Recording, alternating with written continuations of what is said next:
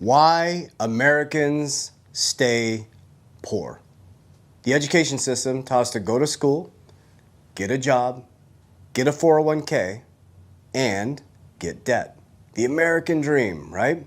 You work really hard, you go to school, you get a grade point average, then you get out of school and you get a credit score. And you want to keep that credit score good. Your parents tell you, watch your credit score, watch your credit score. And then what you do is you spend $100,000 on an education, you get out of that education, you have a huge bill for the education, and then what they tell you to do is you go get a car on a 78-month auto loan, which you can extend out your buying power 78 months. And then you go get a 30-year mortgage and you get a credit card and you want to buy stuff because you're in a job that you hate, you're miserable, and so you want to continue to keep up with the Joneses so you can keep that dopamine going. It's a cycle that they created, which is called the American dream, which is actually the American debt trap.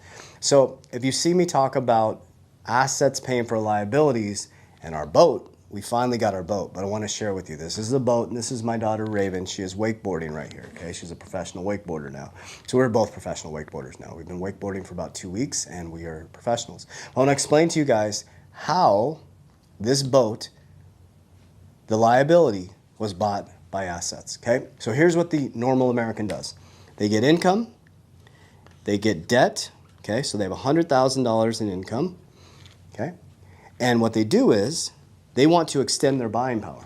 So they get a $30,000 loan for a car, and now their buying power is $130,000, but their income did not increase.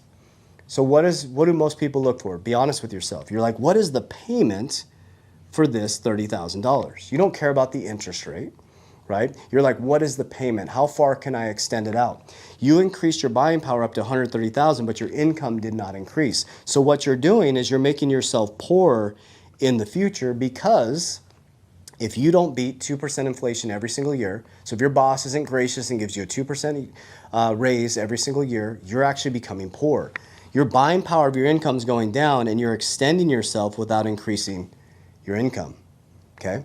So I wanted a boat in 2020. I wanted a boat in 2021. I wanted a boat in 2022. I wanted a boat in 2023, and I wanted one in 2024. But I told my daughter that we are not getting a boat until assets will pay for liabilities. That's called discipline, okay? Now here's how we did it. Here's what the wealthy do, is they take income and they transmute it into assets. Always into assets. Well, why would we do that? Because your income is inflationary.